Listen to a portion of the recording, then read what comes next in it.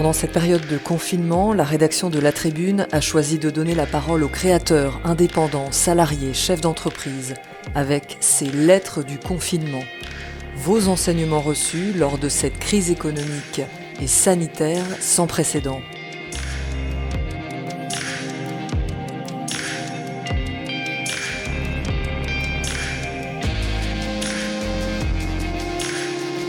Aujourd'hui, la lettre du confinement d'Olivier de la Chevannerie, président de Réseau Entreprendre, dans notre newsletter de 12h.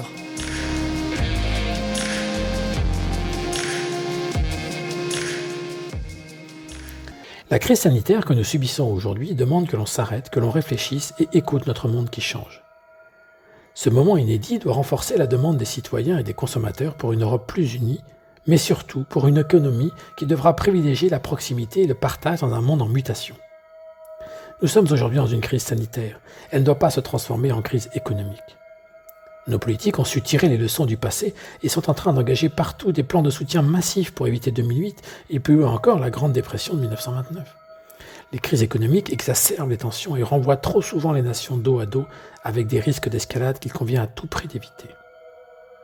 Dans un monde qui depuis 15 ans a tendance à dessiner de nouveaux blocs économiques et à construire de plus en plus de murs, tout laisse à penser que seront stigmatisés à la sortie de cette crise pêle-mêle ce qui a contribué à créer des ponts, les accords de libre-échange, l'ouverture des frontières, l'intégration financière mondiale, l'OMC.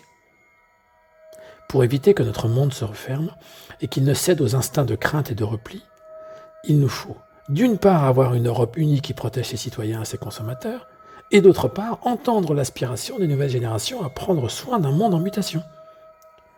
Les chefs d'entreprise que nous accompagnons sont par nature des acteurs engagés, sont aux avant-postes d'une économie plus respectueuse de notre planète, plus à l'écoute de tous ceux qui ont compris que notre monde change et qu'il convient de vivre et de consommer différemment.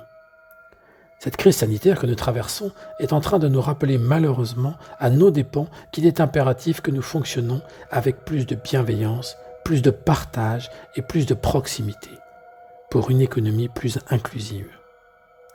Nos États européens se sont défaits depuis trop longtemps d'industries clés. La pénurie de masques, de solutions hydroalcooliques, les tensions sur les médicaments nous exhortent à reconstruire une souveraineté nationale et européenne sur des expertises inaliénables.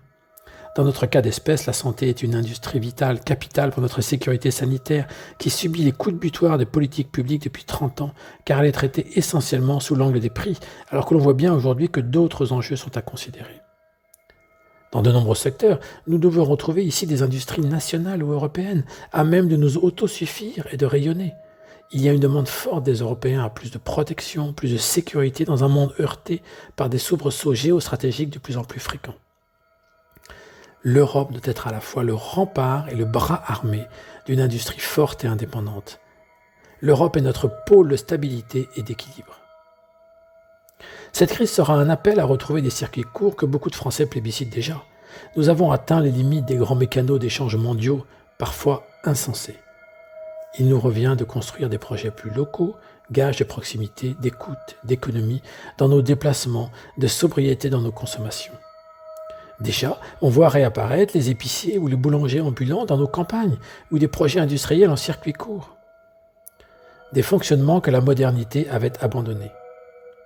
À cela s'ajoutent de nouveaux comportements professionnels que le télétravail ou la nouvelle technologie nous auront inspirés.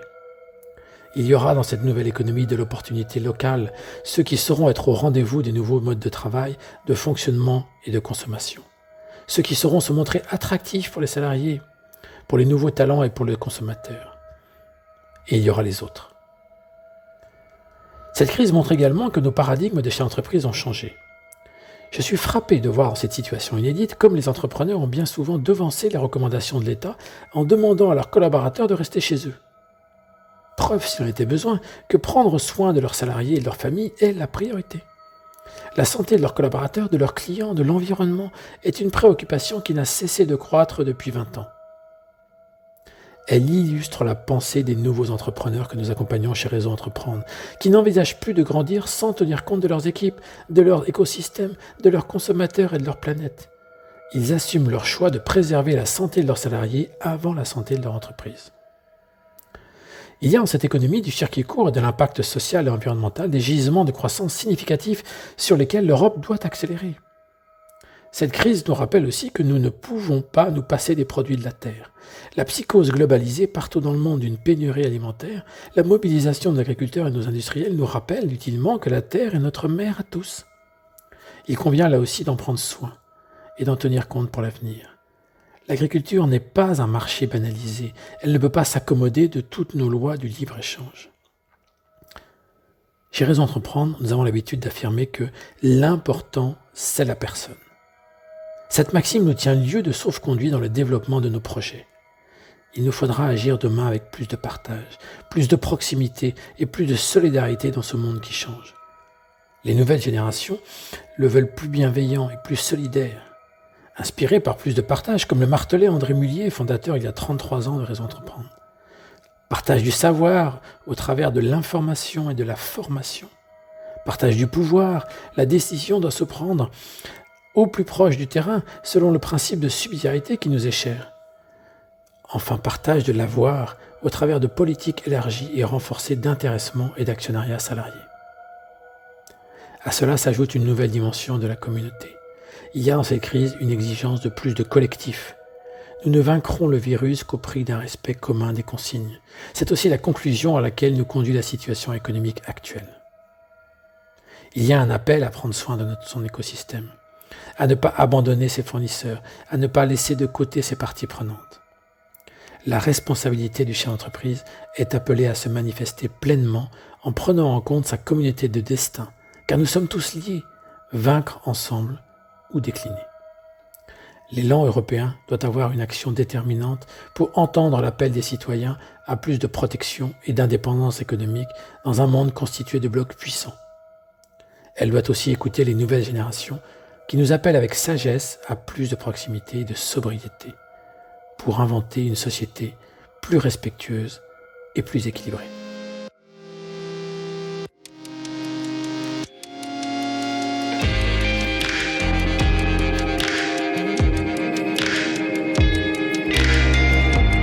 Proposez vos textes ou vos sons à la rédaction de La Tribune pour une réalisation Milky Lab Fabrique Audiovisuelle, musique I'll Follow You par Density and Time. À demain.